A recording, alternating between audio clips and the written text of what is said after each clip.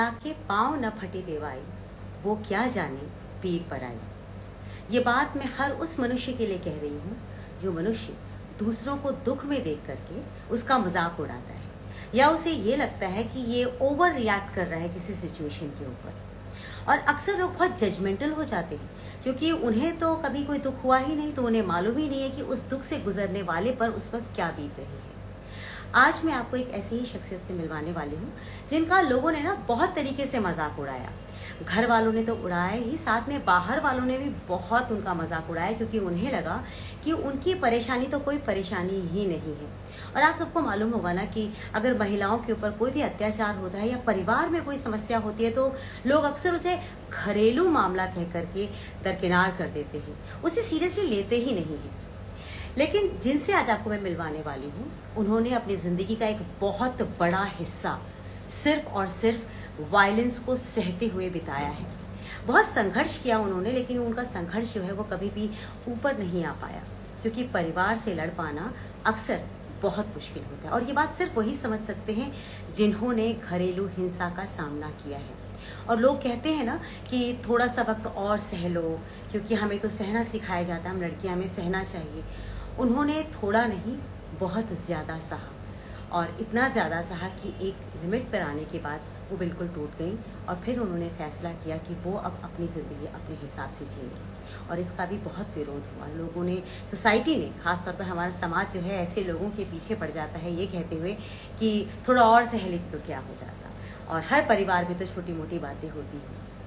आपको जब मिलवाऊंगी ना उनसे, तो आप ज़रूर यकीन कर पाएंगे कि उन्होंने जो किया और उम्र के जिस पड़ाव पर आकर किया, उन्होंने सही किया। आज मैं आपको मिलवाने वाली हूँ पुष्पा जैन जी से, जो कि एक गोल्ड मेडलिस्ट एथलीट हैं। मैराथन में उन्होंने बहुत सारे इनाम जीते हैं, गोल्ड मेडल जीता है और अपना और देश का नाम रोशन किया है। पर उससे पहले कि उनकी ज़िंदगी बहुत मुश्किलों से बीती है, तो पहले मैं ऐसा करती हूँ, उनको सीधा निमंत्रण दे देती हूँ, उनसे कुछ बात कर लेते हैं, उनकी जर्नी के बारे में आज हम जान लेते हैं। और मुझे उम्मीद है कि जो लोग भी घरेलू हिंसा के शिकार हैं, शायद वो इस बात से अपने आप को रिलेट कर पाएँ, और कैसे बाहर निकलना है, कैसे अपने लिए आवाज़ उठानी है, ये उनको समझ में आए।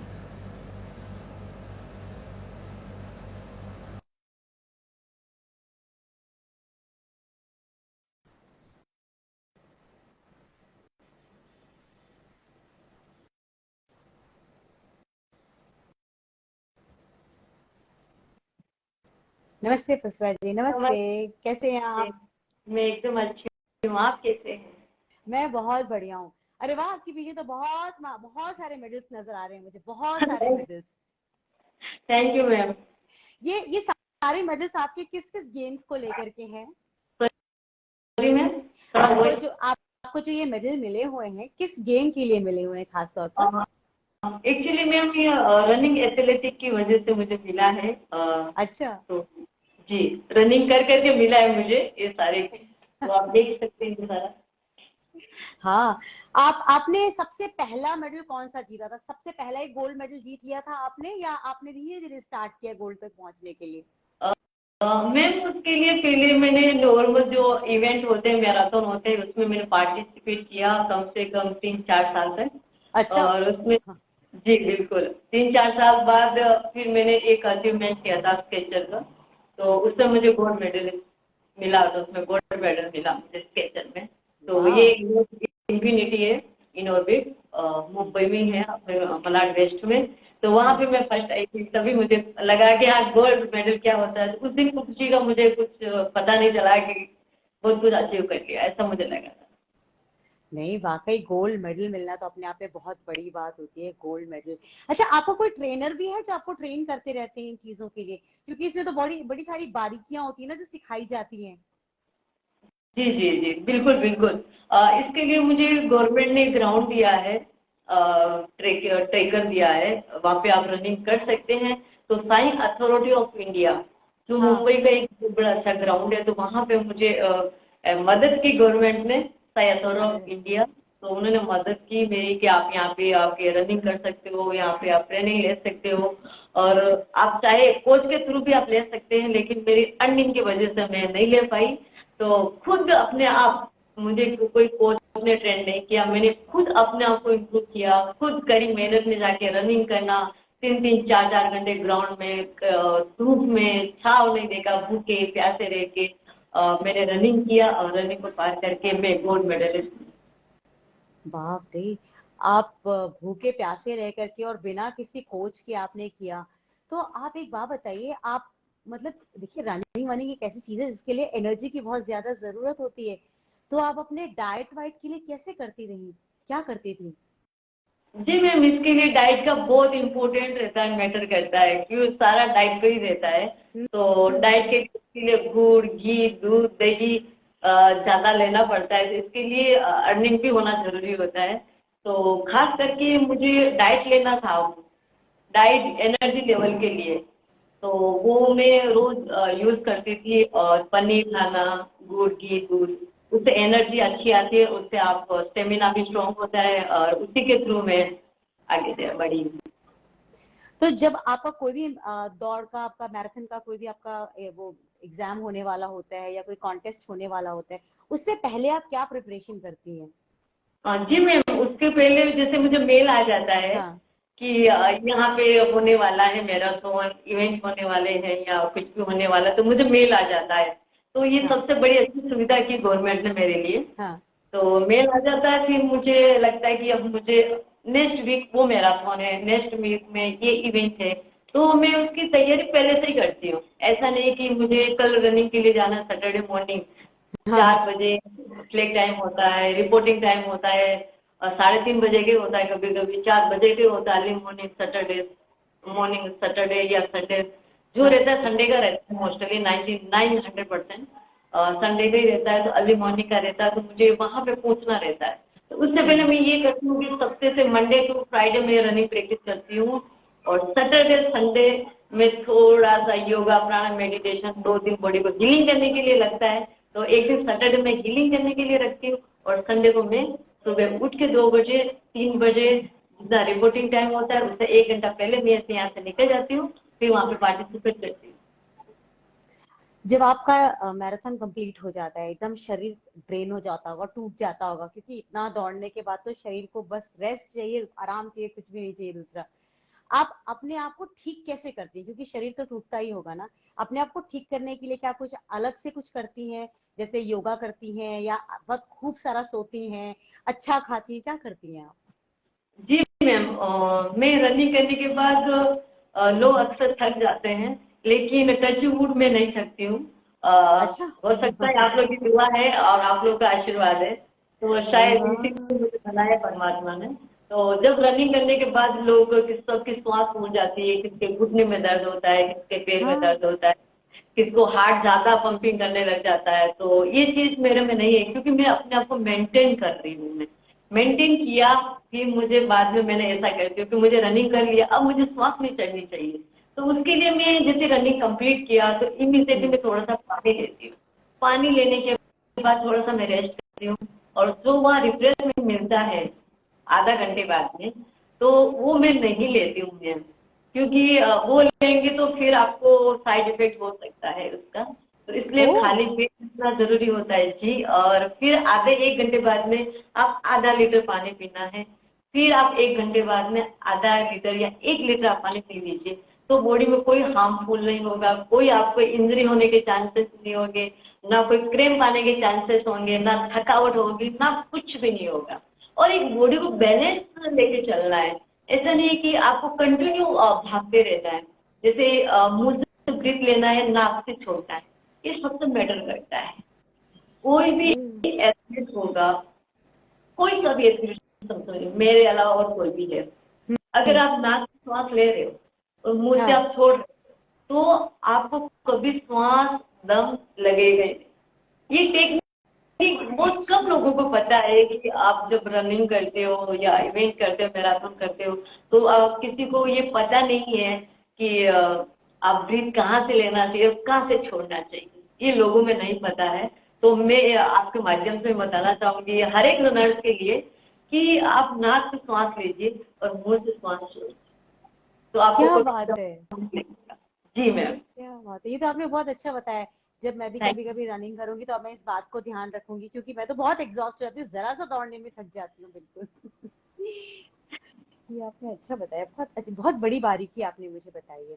और आपने थैंक यू। खाने पीने का भी बहुत अच्छा बताया कि स्पोर्ट्स में कितनी देर तक आपको नहीं खाना चाहिए, जबकि मैंने जितने भी मैराथन देखे हैं उसमें तुरंत थोड़ी देर बाद रिफ्रेशमेंट मिल जाता है और सब जी लोग टूट टूट कर खाते हैं। अच्छा, मतलब नहीं खाना चाहिए। जी बिल्कुल मैम, यही होता है जहाँ मैं देखती हूँ इवेंट होते हैं जहाँ 60,000 70,000 पब्लिक होती है, टाटा मुंबई मैराथन हो गया, नेवी में हो गया, तो वो लोग जैसे ही रनिंग करने के बाद इतनी जल्दी खाने लग जाते हैं, तो वो थोड़ा हाँ, हार्मफुल है बॉडी के लिए, काफी हार्मफुल।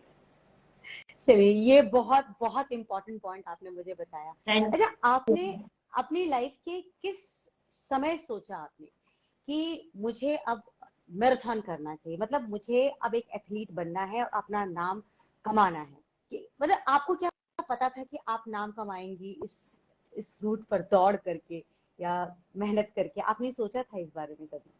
हाँ जी मैम, तभी सोचा मैंने कि बहुत ज्यादा स्ट्रगल हो रहा था लाइफ में, उतार चढ़ाव। हम्म। तो उस समय मैंने सोचा कि अगर मान लो मैं रनिंग की तरफ नहीं बढ़ी, क्योंकि एक फिजिकल और मेंटली प्रिपेयर के लिए एक स्पोर्ट्स एक बहुत बड़ा जरिया होता है, आपको फिट रखता है। तो वो मैंने जब भी मैं डिप्रेशन में थी और टेंशन में थी, तभी मुझे गाइड किया गया, जो भी हम्म। रनर्स थे। इतना कांटेक्ट नहीं था लोगों से मेरा, तो हम्म। ऐसे कांटेक्ट किया और मेरे को एक जो मेरी फ्रेंड है उन्होंने सजेस्ट किया कि पुष्पा जी आप रनिंग करिए और आपका माइंड जो है ना वो थोड़ा सा ठीक होने रहेगा, आपकी टेंशन में रहती है, डिप्रेशन में रहती है, ऐसा वैसा। तो अब हम्म। रनिंग, तो फिर उसी समय मुझे चस्का लग गया, समझो चस्का लग गया। फिर वो धीरे धीरे चस्का मतलब करियर में कन्वर्ट हो गया, और करियर में कन्वर्ट होने के बाद अब मुझे प्रॉपरली पता चलता है कि नहीं, मैं एक बहुत बड़ी एथलीट होने जा रही हूँ या मैं कर रही हूँ। मैं अपने आप में मुझे पता है कि अच्छे मैं नेशनल, इंटरनेशनल, एशियन, ओलंपिक तो मैं जाना चाहती हूँ और मैं करूंगी भी। और दूसरी बात ये है कि माउंटिंग का भी मैं कर रही हूँ, 7 महीने हाँ। से कंटिन्यू कर रही हूँ मैं माउंटिंग का। हाँ, तो वो मेरा माउंटिंग का बेसिक है मेरा।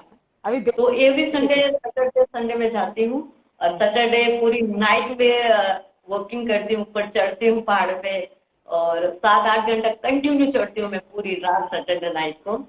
और माय फिर गॉड। सुबह सूर्य उदय होता है तब उनके दर्शन करके फिर वापस ऊपर से नीचे उतरना।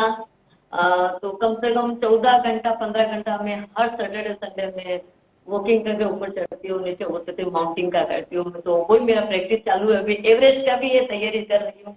तो ये कॉन्फिडेंस मुझे फुल आ गया मैम, कि ये मुझे रनिंग से आया, मेरे कॉन्फिडेंस से आया, मेरे हार्ड वर्क से आया। मैंने किसी की परवाह नहीं की, मुझे लोग क्या कहेंगे, लोग क्या सोचेंगे कि शॉर्ट कपड़े पहनते हैं, ये मारवाड़ी है, जैन है, कोई परमिशन नहीं देगा इनको। लेकिन उन चीजों को मैंने साइड में रखा और मैं करियर की तरफ चल पड़ी। बहुत ऐसे लोग मिले थे मुझे कि ये नहीं कर सकती, ये कुछ भी नहीं करेगी, ये वो। तो आज मुझे प्राउड फील होता है, सोशल मीडिया में लोग देखते हैं और लाइक करते हैं, कमेंट करते हैं। तो शायद कहीं ना कहीं मुझे फेसबुक पे जितने भी मेरे सोशल मीडिया जितने भी फ्रेंड्स जुड़े हैं, तो उन लोगों ने मुझे बहुत मोटिवेशन किया। हर एक मैराथन करती थी, हर एक इवेंट करती थी, हर एक माउंटिंग का करते, तो मुझे हमेशा कमेंट करके बोलते थे, well done ma'am, well done Pushpa ji, well done ma'am. तो उनसे ज्यादा मुझे थोड़ा इंस्पायर हुई और उनसे ज्यादा मोटिवेशन मिला मुझे सोशल मीडिया। बहुत अच्छी बात है। वैसे भी देखिए, कहने वाले तो कुछ ना कुछ कहेंगे ही। वो गाना नहीं है, कुछ तो लोग कहेंगे, लोगों का लोगों काम है का कहना। काम ही है। आपने ना अपनी लाइफ में वहां से आप उठी है जहां से लोग उठते नहीं है, सीधा कब्र में जी घुस जाते हैं। तो लोगों का आपके प्रति रवैया, जब आप सबसे पहले आपने सोचा कि मुझे अब घर से बाहर निकलना है, क्या था? सबसे पहले आपके करीबी जो आपके परिवार वाले हैं, उनका उनका क्या रवैया था? सबसे करीबी तो मेरे फादर मदर और मेरे भाई बहन थे। तो जैसे ही मैं 2014 से मैंने स्टार्ट किया था ये जर्नी, तो सब अगेंस्ट हो गए मेरे फादर मदर, मेरे भाई बहन, सब अगेंस्ट हो गए थे कि तुझे वहीं रहना था, तुझे इन चीजों में क्यों जाना है, और मेरा सपोर्ट किसी ने नहीं किया। इस फील्ड में आने के बाद भी सपोर्ट नहीं किया कि इतनी आगे बढ़ गई हूँ, या फिर मुझे लोगों ने इंस्पायर किया, लोगों ने मुझे मोटिवेशनल, मतलब लोगों ने मुझे करवाया कि आप एक अच्छी रनर है, आप अच्छी एथलीट है, आप बहुत कुछ कर सकती है, जो कोई नहीं कर पाए इस दुनिया में वो आप कर सकती है। तो लोगों से मिला, लेकिन परिवार का जो मुझे मिलना चाहिए था वो बिल्कुल नहीं मिला। वो मैंने खुद अपने फाइट किया, खुद स्ट्रगल किया, खुद के दम पे किया, पार्ट टाइम जॉब करके वही पैसा से मैं रजिस्ट्रेशन करती हूँ, जिसमें भी इवेंट होते हैं, होते हैं, या माउंटिंग का करती हूँ। तो मेरा सब रजिस्ट्रेशन फी मेरी अपनी अर्निंग से करती हूँ, पार्ट टाइम जॉब करके, पार्ट टाइम रनिंग प्रैक्टिस करती हूँ, पार्ट टाइम मैं कमाती हूँ योगा से, या जॉब मैं करती हूँ, उसके थ्रू मैं अपना खर्चा निकालती हूँ। किसी का सपोर्ट नहीं है, ना माँ बाप, ना भाई बहन, ना किसी ने। हम 5 भाई बहन हैं, लेकिन किसी ने सपोर्ट नहीं किया आज तक। खुद अपने बलबूते पे किया, क्योंकि पता था कि मेरा कोई सपोर्ट नहीं करेगा। मुझे आज आपको 100% गोल्ड मेडल मिल गया है, आज आपको गोल्ड मेडल मिल गया है, उसके बाद भी किसी को कोई फर्क नहीं पड़ता, परिवार में कोई आगे नहीं आता? कोई अप्रिशिएट नहीं किया पेरेंट्स ने कि आज मैं यहाँ तक पहुंची हूँ, लोग मुझे इतना लाइक करते, पसंद करते, ये गोल्ड मेडल मिला मुझे स्केचर में, तो उनको कुछ खुशी नहीं होती, कभी कॉन्ग्रेचुलेशन नहीं बोला, जबकि मैं उनको भेजती थी। वो राजस्थान में रहते हैं मम्मी पापा, और भाई बहन भी मेरे सोशल मीडिया पे एक्टिव है, मुझे देखते हैं, लेकिन कभी रिप्लाई नहीं करते कि आपने बहुत अच्छा किया या नहीं किया, कुछ नहीं, उनका कोई रिएक्शन नहीं आता था। लेकिन सोशल मीडिया से मुझे बहुत प्यार मिला, उन्हीं की कई बार वजह से मैं। पराये अपने हो जाते हैं ना, बहुत सारे पराये अपने बन जाते हैं और अपने हमें हम पराया करके छोड़ देते हैं। जी बिल्कुल पराये हो गए थे मेरे लिए, और आज भी मैं वैसे ही हूँ। खुद स्ट्रगल कर रही हूँ, खुद मेहनत करके अपने पैसों से अपना घर खर्च चला रही हूँ, अपना खुद का काम खुद कर रही हूँ। और इस फील्ड में मुझे ऐसा किसी ने सपोर्ट नहीं किया कि आप इतना पैसा ले लो, आप आगे बढ़ो, कैसे अपना खर्चा चलाओगी, कैसे अपने डाइट को प्रिपेयर करोगे, कैसे आप कपड़े सही, स्पोर्ट्स पर्सन के लिए कपड़े, जूते, बहुत खर्चा आता है। एक स्पोर्ट्स पर्सन होना इजी नहीं होता है, लोगों को ऐसे लगता है कि स्पोर्ट्स पर्सन बहुत इजी है, बट वेरी डिफिकल्ट, क्योंकि आपको 18 घंटा भी देंगे तो भी कम पड़ता है स्पोर्ट्स में, एक ही है में 18 घंटा भी आप देते तो भी कम लगता है। और उसको मतलब लगता है कि भाई 18 घंटा मेरे लिए कम पड़ रहा है, मुझे और प्रैक्टिस करनी चाहिए। तो ये चीज मेरे में थी, तो वो चीज टैलेंट थोड़ा सा मुझे आगे लेके गया, लोगों का प्यार आगे लेके गया। और मेरा जो परिवार की जहाँ तक बात आती है, जो आपने क्वेश्चन किया था, परिवार का किसी का सपोर्ट। आपके ससुराल पक्ष में आपके हस्बैंड, आपके बच्चे, जिन्होंने जिनके साथ आपने बहुत लंबा वक्त गुजारा, क्या उनको अभी कोई पछतावा है कि उन्होंने अपने हाथ से कितना बड़ा हीरा जो है वो उसको सही इस्तेमाल नहीं किया, उसको फेंक के रखा या उसे खराब तरीके से ट्रीट किया? कभी उनका कभी कोई ऐसा एक रिग्रेट वाला कुछ आता है, माफी मांगने वाला कभी आपके पास आता है कोई मैसेज या कॉल? मैम देखा जाए तो उन्होंने कभी आज दिन तक 2014 से मैं अलग रह रही हूँ, कभी मुझे आके नहीं पूछा, और कभी आके ये नहीं बोला कि दुख है या सुखी है या कैसी है, कभी आज दिन तक नहीं बोला। और दूसरी बात ये, बच्चे भी दूसरी नहीं? बात ये, सॉरी मैम, मैंने कहा बच्चों ने भी नहीं? तो नहीं, कभी नहीं, नेवर, कभी नहीं। कभी कोशिश भी करती मिलने की तो हु आर यू, कौन है, आई डोंट, मतलब इंग्लिश में बात करते थे कि हम आपको नहीं जानते हैं, और आप कौन हो हमको नहीं पता है। जब मैं बहुत कोशिश करी, मैं घर को जोड़ने की बहुत कोशिश की, ऐसा नहीं कि मैं यहाँ अलग रहने के बाद भी कम से कम मैं 4 साल तक मैं गिड़गिड़ाती रही, एक्सेप्ट, मैंने ऐसा क्या किया तो मुझे एक्सेप्ट नहीं कर, क्या किया मैंने, ऐसा क्या किया, मुझे आज दिन तक समझ में नहीं आया कि मेरे साथ ऐसा क्यों किया, क्यों उन्होंने मेरे को घर से निकाला, क्यों मेरे पे डोमेस्टिक वायलेंस किया, क्यों दहेज प्रताड़ना की, क्यों मारते पीटते थे, मुझे आज तक तो समझ में नहीं आया। और मैं ये बता दूं, किसी ने बच्चे तो मैं नाम ही नहीं लेना चाहती हूँ मैम, क्योंकि कभी भी मैंने ये सोच के किया था कि मेरे बच्चे मेरा सहारा बने, बस इतना ही मेरा था। और मेरे पापा ने बड़े घर में शादी की, सबसे बड़ी गलती वो थी कि पापा को 4 जगह इंक्वायरी नहीं की, पापा मम्मी ने किसी ने इंक्वायरी नहीं की, सिर्फ ये देखा कि लड़की अच्छी है कर दो। छोटी सी उम्र में कर दी शादी, कुछ मेरे को समझ नहीं थी, कुछ अक्ल नहीं थी, कुछ भी बोलने का तरीका नहीं था, कोई मैनर्स नहीं था। और शादी कर दी, शादी करने के बाद जैसे घर में एंट्री की वैसे ही पट बोलने लगे तेरे पापा ने क्या दिया। तो मतलब दहेज के लिए शुरू हो गया था तभी से? दहेज, और दूसरे दिन डांटना वाटना, तेरे बाप ने क्या दिया, तेरी माँ ने क्या दिया। क्योंकि एक्चुअली सच बोलूं तो शायद बोलते कि 5 जोड़ी कपड़ा देना चाहिए था पेरेंट्स को पहनने के लिए, तो वो नहीं दिया मुझे। तो उसकी वजह से मुझे काफी कुछ सुनना पड़ा। और शादी के 2 साल बाद ही मुझे मैं निकलने की कोशिश करी थी। पापा मम्मी को बोला था कि मुझे नहीं रहना यहाँ पे, मारते पीटते हैं और दहेज के लिए भी, और छोटी छोटी चीजें भी होती है, जैसे एक साबुन का टुकड़ा होता है ना, तो बोलते कि उसका भी आधा टुकड़ा करके मुझे देते थे, इसमें 10 जोड़ी कपड़ा मुझे साफ करना है। अगर नहीं किया, अगर साफ किए नहीं हुआ तो धोखे से मारते थे। और जैसे 4 रोटी से 5 रोटी भी बन गई ना, 1 रोटी एक्स्ट्रा बन गई तो भी मारते थे। और बोलती है कि मेरे को मिस्टर ने ये बोला था कि 2 रोटी खाती ना मेरे पैसे से खाती, जबकि उस समय मेरे पापा राशन बेचते थे राजस्थान से, गेहूं, चावल, मूंग की दाल, उड़द की दाल, जो भी राशन में सामान रहता मेरे पापा राजस्थान से बेचते थे। ऐसा नहीं कि नहीं बेचते थे, बेचते थे।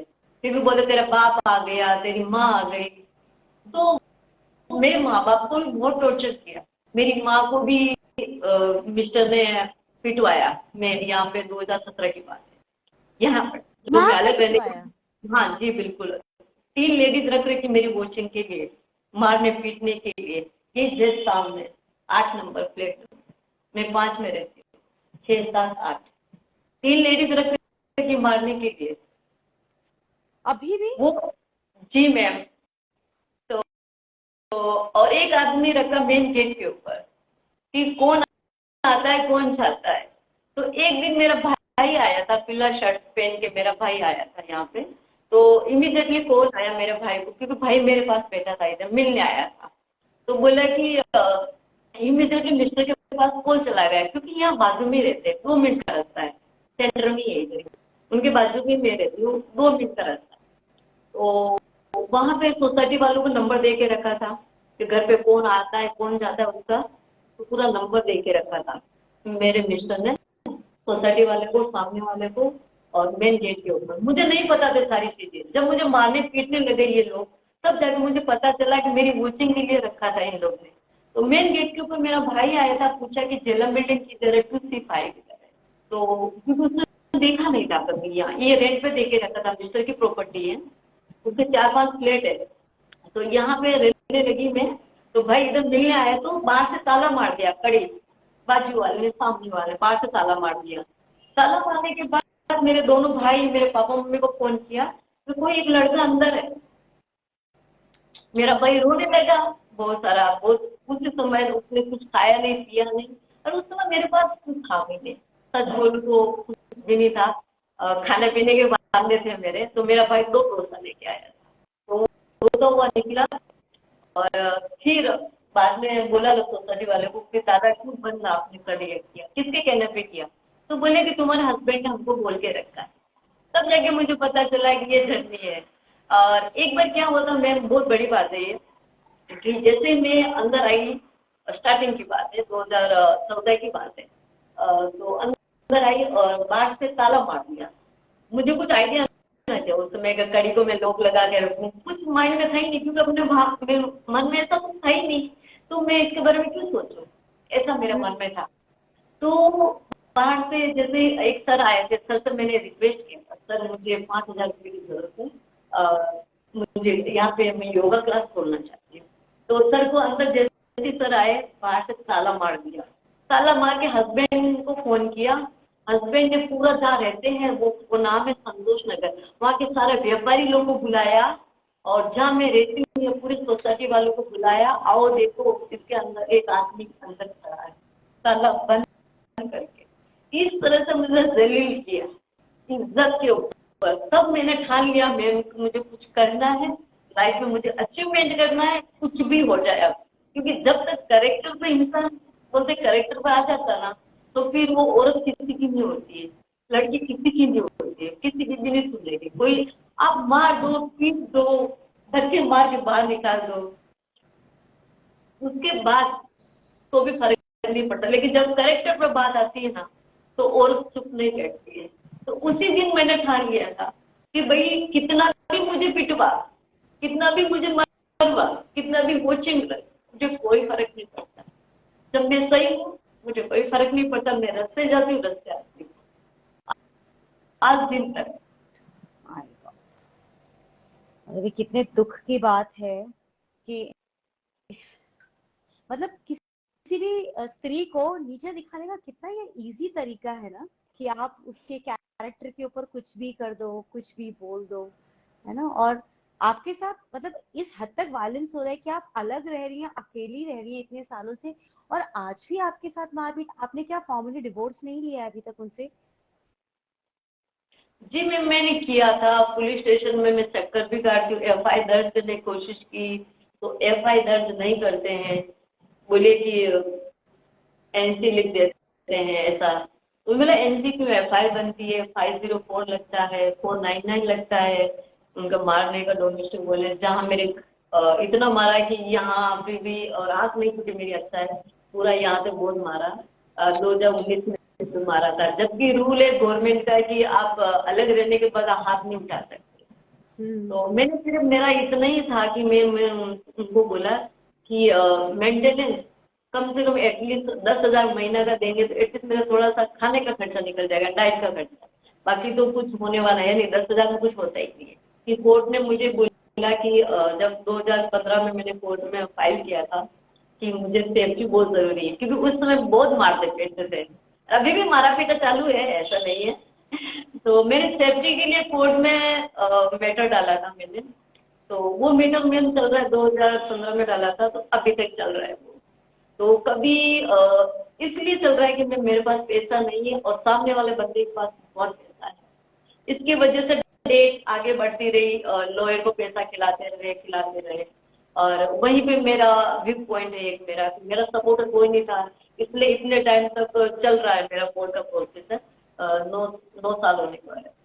तो आपके आपके शहर में विमेन सेल नहीं है क्या? आप तो मुंबई में रहती है ना, वहाँ आप मुंबई में रहती है ना, वहाँ पे महिला आयोग होता है, आप वहाँ पे जाके शिकायत कीजिए। क्योंकि आप अब एक बहुत अच्छी एथलीट है और शादी से इतने दर्द सह करके बाहर निकली हैं। आज भी अगर आप उसी दर्द को सह रही हैं, पुलिस कंप्लेंट, एफआईआर दर्ज नहीं करता, तो आप महिला आयोग में जाइए। मुझे लगता है इससे इससे ही आपको फिर कोई छुटकारा मिल पाएगा, इससे ही आपको एक सुरक्षा भी मिल पाएगी। जी मैं गई थी, बिल्कुल मैं गई थी महिला आयोग के पास। तो उन्होंने मुझे सपोर्ट करने की कोशिश की, मैंने उनसे मिली, गुजराती है उनका नाम, में सरनेम क्या है, गुजराती है लेकिन उनका नाम मैं भूल रही हूँ, मुझे याद नहीं आ रहा है, वो महिला आयोग की है। तो उनसे मैंने हेल्प मांगी थी। तो जैसे ही पुलिस स्टेशन पहले उनको कराना पड़ता है कि भाई आपको पहले यहाँ पे एक एप्लीकेशन देनी पड़ती है, तब जाके कोई भी कार्रवाई करेगी, मेरे जो भी मेरी प्रॉब्लम चल रही है लाइफ में उसको सॉर्ट आउट करने के लिए पहले पुलिस स्टेशन में जाके परमिशन लेना पड़ता है। तो वो मैम आए, परमिशन भी ली, फिर उसके बाद पुलिस वाले ने क्या किया, जो वहाँ का हेड होते हैं सर, उन्होंने मिस्टर को फोन किया कि पुष्पा जैन पुलिस स्टेशन में आई है और किसी एनजीओ की जो टीचर है उनको लेके आई है। तो उसी समय वो सर को पैसा पहुंचा दिया 110%, और मैम को भी 5,000 रुपया दे दिया। उसी समय वो मैम ने गिव अप कर दिया, फिर मेरा केस को आगे बढ़ाया ही नहीं, उसने वो पुलिस स्टेशन में खत्म कर दिया कि मैं नहीं कर सकती हूँ। उनका मैम का नाम मुझे नहीं याद आ रहा, जैसे आते मैं बताती, क्योंकि उसमें हमने मुझे बहुत, उसमें भी मुझे एक महिला होके भी मेरा सपोर्ट नहीं दिया, उसने पैसे से बिक गए वो। क्या सिस्टम है हमारा, क्या सिस्टम है कि सामने दिख रहा है कि एक इंसान के साथ इतना बुरा व्यवहार हो रहा है, उसके बाद भी कोई सपोर्ट करने के लिए नहीं आ रहा है। किसी पुष्पा ने जी, सपोर्ट नहीं। हाँ, ये लड़ाई मुझे लगता है कि ना सिर्फ अकेली आपकी रह गई है। और मुझे पता है कि आपके से बहुत सी ऐसी महिलाएं हैं जो शायद एग्जैक्टली इसी दर्द से गुजर रही होंगी जो आप जिस दर्द से गुजर रही हैं।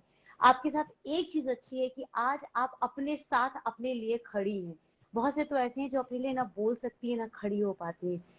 मुझे पूरी उम्मीद है कि जिस तरह से आपने एथलेटिक्स में अपना नाम कमाना शुरू कर दिया है, शायद वो दिन दूर नहीं जब लोग खुद सामने से आकर के आपकी मदद करने के लिए आएंगे और आपको सच में बहुत अच्छे से आप इस मुसीबत से बाहर निकल जाएंगे। मुझे और बहुत सारे लोग मैसेज भी कर रहे हैं कि किसी ने लिखा भी है, वैभव ने, मैम मेडल की दुकान है आपके पास। तो लोग ऐसा लिख भी रहे हैं कि आपके पास इतनी सारे मेडल्स हैं।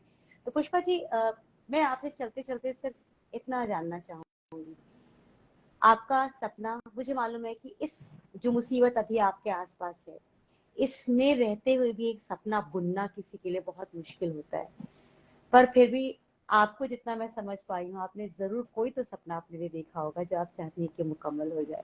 तो वो सपना क्या है आपका?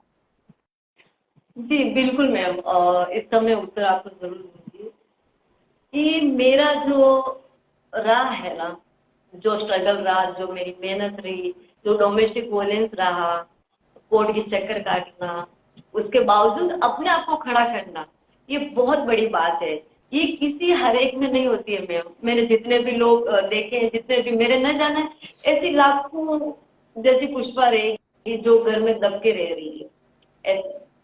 तो उन लोगों के लिए एक संदेश है कि जैसे अभी मैं यहाँ पे खड़ी हूँ या मैं यहाँ पे बैठी हूँ, तो आप लोग की दुआ, आप लोग की ब्लेसिंग, जितने भी लोग मिल चाहते हैं सोशल मीडिया पे, जितने भी है, उनकी वजह से हूँ। ये बार बार मैं बोल रही हूँ आपको, क्योंकि उन्होंने बहुत सपोर्ट किया। और दूसरी बात ये है कि मैं लोगों के लिए एक इंस्पायर हो गया, कि इंस्पायरेशन मिलता है कि एक, मुझे कई बार कॉल भी आते हैं, कई बार कॉल आते हैं लेडीज के, खास करके लेडीज के कॉल आते हैं कि मैम आप इतनी हंसती कैसे, इतना मतलब आपका राज क्या है हंसने का, ना थकती, आप रनिंग इतना करती हो, अल्ट्रा रन भी करती हो, शॉर्ट रन भी करती हो, फुल मैराथन भी करती है, फिर भी आप हंसती रहती है। और आप जब ये ट्रैकिंग करती है 10, 20, 30 किलोमीटर ऊपर चढ़ने के बाद भी आप हंसती रहती, मुस्कुराती रहती, इसका कारण क्या है? तो मेरे लिए बोला कि कारण इसमें कुछ नहीं है, इंसान चाहे तो सब कुछ कर सकता है, एवरीथिंग इज पॉसिबल। तो बोल रहे कुछ न कुछ तो मैम है आपकी लाइफ में जो आप बताना नहीं चाहती है। तो मैंने अब बोला कि वक्त आने पे मैं बताऊंगी। तो ये वक्त आ गया है आपके साथ इंटरव्यू देने का। तो मैं इंटरव्यू के थ्रू और आपके थ्रू मैम सबसे बड़ा धन्यवाद तो मैं आपको करती हूँ कि आप मेरी बात की सुनी और मेरे को इन चीजों से कैसे बाहर निकलना है, और इन जितनी भी बंदिशें हैं, जितने एक फीमेल के लिए होती है, उस चीज कैसे, मतलब एक गर्ल उन चीजों से बाहर निकल सकती है, वो एक प्लेटफॉर्म आपके थ्रू मिला मुझे। और मैं अपनी बात के रखवा रही हूँ मैं। और मैं हर एक लेडी के लिए ये बोलूंगी कि मेरी कोई ज्यादा उम्र नहीं है, एज नहीं है, क्योंकि मैंने वो जर्नी ऐसे ही में बिताई थी। उनके मिस्टर के घर में भी मैं वो छोटी सी उम्र में शादी हो गई थी, मुझे समझ ही नहीं थी कि शादी क्या होती है, और भी चीजें हुई थी। फर्स्ट नाइट क्या होता है वो भी नहीं पता था। मैं आपको खुल के बोल रही हूँ, दुनिया के सामने बोल रही हूँ, मैं खुल के बता रही हूँ, वो भी मुझे समझ नहीं था कि क्या होता है। तो ये चीजें कभी पत्नी का दर्जा नहीं मिला मुझे, कभी नहीं मिला, ना माँ का, ना भाभी का, ना ननद भाभी का, जितने भी रिश्ते होते हैं मेरी जिंदगी में कोई रिश्ते नहीं बने, कोई रिश्ता, सिर्फ गॉड फादर था मेरा, वो ईश्वर जो कृष्ण भगवान, वो मेरा गॉड फादर। हर टाइम पे उसने मुझे सपोर्ट किया। जहाँ खाना नहीं था तो मैं मंदिर में जाके खाना खाती थी, जहाँ प्रसाद मिलता था वहां जाके मैं ब्रेकफास्ट करती थी, कहीं से मुझे मिल जाए। कई बार मैं भंडारे में गई थी, आसाराम बापू के गोरेगांव स्टेशन जो मेरे नजदीक पड़ता है, तो वहां पे खाना मिल रहा है, मैं खाना खाने जाती थी। अरे पुष्पा जी, पुष्पा रोते नहीं पुष्पा। बिल्कुल नहीं मैम, आप बहुत आपकी बहुत ब्रेव हैं, बहुत ब्रेव हैं आप, बहुत ब्रेव हैं सच में। बहुत बुरे दिन देखे, ऐसा नहीं, रोड पे भी रही, मंदिर में भी रही। एक वक्त ऐसा था कि पाव चाय के लिए तरसती थी, तो कहीं न कहीं मैं देखती थी कहीं कुछ खाना मिल रहा है क्या। 2016 तक मैंने ऐसे ही किया। फिर मैंने छोटी सी जॉब ढूंढी टेली कॉलर की, उससे 7,000 रुपये मिलता था, तो उससे फिर मैंने रनिंग का जर्नी स्टार्ट कर दिया था। बैकअप नहीं था किसी का, और डोमेस्टिक वायलेंस होते रहे, फिर भी मैंने गिव अप नहीं किया। मेरे हाथ पैर तोड़े, जो मैंने आपको फोटो सेंड किए थे वो मारने पीटने के, कोई भी बहुत मतलब भयानक फोटो। मुझे नहीं पता है कि ऐसा खतरनाक मतलब आप किसी लेडी के साथ करने, इतना होने के बाद भी आज मैं यहाँ खड़ी हूँ, वो एक अपने आप में बहुत बड़ी बात है। कोई भी लेडी आज दिन तक इतना सेट करने के बाद वो या तो मर जाती या वो जिंदा रहती भी नहीं, लेकिन मैंने ये कदम नहीं उठाया, मैंने नहीं उठाया। कोशिश की मैंने, ऐसी बात नहीं कि मैंने सुसाइड करने की बहुत कोशिश की, मैंने 2-3 बार कोशिश की, लेकिन मैं मरी नहीं। शायद ऊपर वाले को कुछ अलग ही मंजूर था कि शायद ये कुछ करेगी लाइफ में, इसलिए शायद मुझे मारा नहीं परमात्मा ने। और हस्बैंड के घर में भी थी तो भी 3-4 बार मैंने सुसाइड किया, फिर भी मैं नहीं मरी मैं। तो कहीं से ये लगता है कि मैं सबके देश के लिए बनी हूँ, औरों के लिए मैं बनी हूँ, परिवार के लिए नहीं बनी हूँ मैं किसी के, मैं सिर्फ देश के लिए बनी हूँ और देश की सेवा के लिए हमेशा मैं तत्पर होंगी। और भारत देश मेरा परिवार है और हमेशा था और रहेगा। वही मुझे एक जुनून है आज भी कि मेरा ये परिवार है पूरा देश। तो यही मेरा कॉन्फिडेंस है, यही मेरा सब कुछ है, यही लोग मुझे आगे लेके जा रहे हैं। बाकी मेहनत मैं कर रही हूँ, लेकिन ले जाने वाले लोग सोशल मीडिया से है, जो लोग मुझे चाहते हैं, जो मुझे लाइक करते हैं, जो पसंद करते हैं, सबसे ज्यादा आप पसंद करते हैं, आप मेरा इंटरव्यू ले रहे हैं, तो शायद इसके थ्रू शायद मैं आपको सैल्यूट करती हूँ। और कहने को तो बहुत सारी चीजें हैं और मैं बहुत कुछ है कहने को, लेकिन समय का भी वो ध्यान रखना पड़ता है ना, मैं आपको ही नहीं। असल में क्या है ना, दर्द अपने आप में आपने इतना ज्यादा आपने समेट लिया है कि मुझे सच में समझ में नहीं आ रहा कि जिस हिस्से को छुओ उसमें से ही आपकी पीर की आवाज आ रही है, वो हम समझ सकते हैं और महसूस कर पा रहे हैं।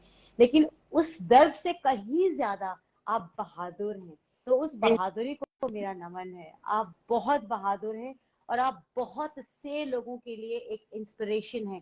दिव्या शर्मा भी बहुत बार ऊपर से नीचे लिखती आ रही है कि मैम मुझे आपसे बात करना है, तो इन्होंने शायद आपको पर्सनली मैसेज किया होगा, आप लाइव के बाद जरूर उस मैसेज को पढ़िएगा। वो उस तरह बहुत सारे लोग होंगे जिनको की इंस्पिरेशन चाहिए और आप उन सबके लिए इंस्पिरेशन है, इंस्पायर कर रही हैं। मेरे लिए भी आप एक इंस्पिरेशन है। थैंक यू सो मच कि आपने हौसला दिखाते हुए अपनी कहानी शेयर की है, वरना बहुत से किस्से बंद दरवाजों के अंदर ही रह जाते हैं। लोग जब बाहर आते हैं तो होठों पर लिपस्टिक लगाकर, चेहरे पर मुस्कुराहट रख करके वो दर्द बयान नहीं करते हैं, लेकिन आपने ऐसा नहीं किया है। आप उन सब दर्दों की आवाज बनी है, तो मेरी तरफ से आपका बहुत बहुत धन्यवाद। और आप आगे बहुत अच्छा काम करें। आप जिस तरह से कह रहे हैं ना कि नेशनल इंटरनेशनल हर लेवल पर जाकर के आप नाम कमाएं, बहुत खुशी होगी मुझे। और मैं जानती हूँ कि वो परिवार, वो पति, वो बच्चे जिन्होंने अब तक आपकी कद्र नहीं की, एक न एक दिन वो भी झुक जाएंगे आपके सामने। मैम अभी thank you so much ma'am. जाते जाते एक शब्द और बोलूंगी। सोसाइटी वाले अभी भी मुझे हरेसमेंट करते हैं, अभी भी मुझे हरेसमेंट करते हैं। अकेली रहती हूँ तो काफी टॉर्चर भी करते हैं, काफी झगड़ा भी करते हैं।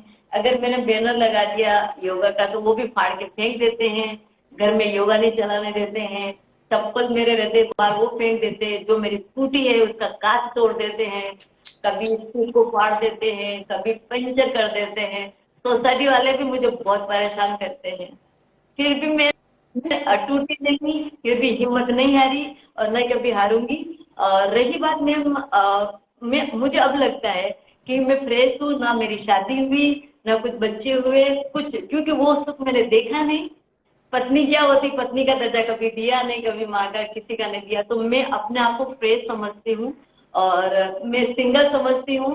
और आज जो मैं काम कर रही हूँ मैं सिंगल समझ के ही कर रही हूँ, ऐसा नहीं कि उनके दबाव में आके कर रही हूँ या किसी के दबाव। मुझे पीछे हटाने के लिए तो बहुत लोग गए, बहुत लोग हैं, लेकिन मैं आगे देखना था मुझे, तो मैं आज आगे की ओर जा रही हूँ।